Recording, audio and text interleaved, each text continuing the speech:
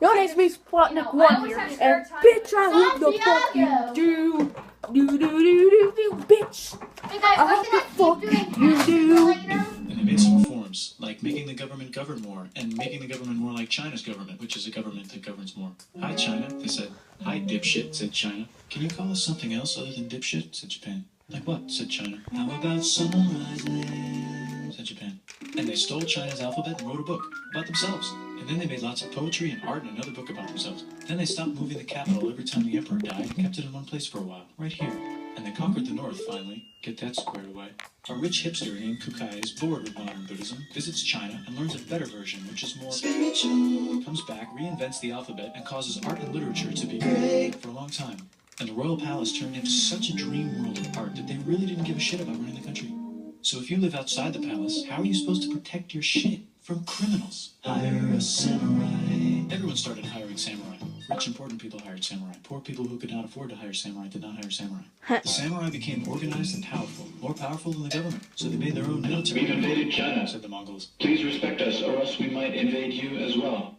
Okay, said Japan. So the Mongols came over, ready for war, and died in a tornado. But they tried again, and had a nice time fighting with the Japanese, but then died in a tornado. Then the emperor overthrows the shogunate. Then the shogunate overthrows him back and moves to Kyoto and makes a new shogunate. And the emperor can still dress like an emperor if he wants, that's fine. Like painting with less colors, collaborative poetry, plays, monkey fun, tea parties, gardening, architecture, flowers. It's time for who's going to be the next shogun. Usually it's the shogun's kid, but the shogun doesn't have a kid. So he tries to get his brother to quit being a monk and be the next shogun. He says okay, but then the shogun has a kid. So now who's it going to be? Vote now on your phones. And everyone voted so hard that the palace caught on fire and burned down. The shogun actually didn't care. He was off somewhere doing poetry. And the whole country broke into pieces. Everyone is fighting with each other for local power, and it's anybody's game. Knock knock, it's Europe. No, they're not here to take over. They just want to sell some shit, like clocks, and guns, and Jesus. So that's cool, but everyone's still fighting to conquer Japan. Someone who works for him kills him, and then someone else who works for him kills them, and that guy finishes conquering Japan.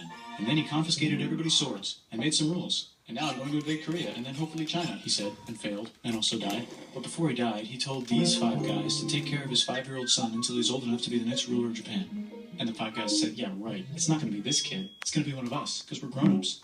And it's probably going to be this guy, who happens to be way more rich and powerful than the others. A lot of people support him, but a lot of people support not supporting him. They have a fight, and he wins, and starts a new government, right here. And he still lets the emperor dress like an emperor, and have very nice things. But don't get confused, this is the new government, and they are very strict. So strict they close the country. No one can leave, and no one can come in. Except for the Dutch, if they want to buy and sell shit, but they have to do it right here. Now that the entire country was not at war with itself, the population increased a lot. Business increased, schools were built, roads were built, everyone learned to read, books were published, there was poetry, plays, sexy times, puppet shows, and Dutch studies. People started to study European centricity. Over time, the economic and cultural prosperity began to gradually slow down. Knock knock. It's the United States, with huge boats, with guns. Gunboats. Open the country. Stop having it be closed, said the United States. There's really nothing they could do, so they signed a contract that lets the United States, Britain, and Russia visit Japan anytime they want. Choshu and Satsuma hated this. That sucks, they said. This sucks. And with almost very little outside help, they overthrew the shogunate, and somehow made the emperor again, and moved him to Edo, which they renamed Eastern Capital. They made a new government, which was a lot more Western. They made a new constitution that was pretty Western, and a military that was pretty Western. And do you know what else is Western? That's right, it's conquering stuff. So what can we conquer? Korea. They conquer Korea, taking it from its previous owner, China, and then go a little bit further. And Russia rushes in out of nowhere and says, stop, no, you can't take that. We were going to build a railroad through here to try to get some warm water. And Russia builds their railroad, supervised by a shit ton of soldiers. And then when the railroad was done, they downgraded to a fuck ton. Did I say downgrade? I meant upgrade. And Japan says, can you believe it? The world is about to have a war, because it's the 1900s and weapons are getting crazy, and all these empires are excited to try them out on each other. Meanwhile, Japan has been enjoying conquering stuff and wants more. And the next thing on their list is this part of China and lots of tiny islands. All that stuff belongs to Germany, which just had war declared on by Britain, because Britain was friends with Belgium, which was being trespassed by Germany in order to get to France to kick France's ass, because France is friends with Russia, who was getting ready to kick Austria's ass, because Austria was getting ready to kick Serbia's ass, because someone from Serbia shot the leader of Austria's ass. Or actually shot him in the head. And Britain is currently friends with Japan, so you know what that means. Duh, Japan should take the islands, which they wanted to do anyway, so they called Britain on the telly to sort of let them know. And then they did it. And they also helped Britain a little here and there with some errands and stuff.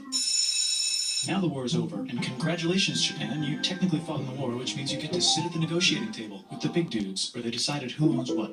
And yes, Japan gets to keep all that shit they stole from Germany. You also get to join the post-war mega alliance. Japan's economy is now crappy, but the military is doing just fine, and it invades Manchuria. In the League of Nations, it's like, no, don't do that. If you're in the League of Nations, you're not supposed to take over the world. And Japan said, how about I do anyway?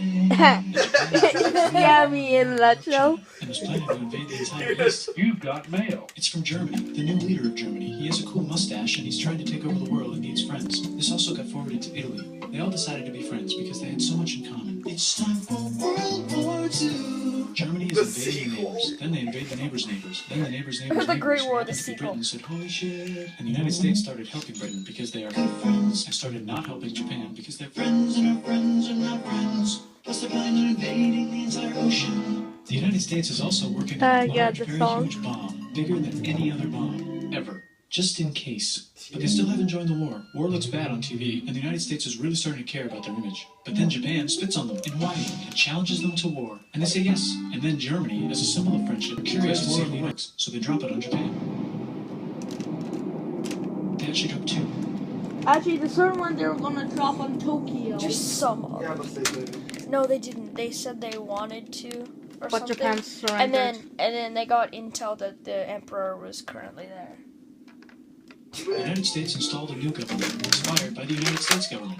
Just the right ingredients for a post-war economic miracle. And Japan starts making TVs, VCRs, automobiles, and camcorders as fast as they can, and also better than everybody else. They get rich, and the economy goes wild, and then the miracle wears off. But everything's still pretty cool, I guess. Bye. Okay, then. What is that? Now I know how it is. Yeah, well, What? Stop it.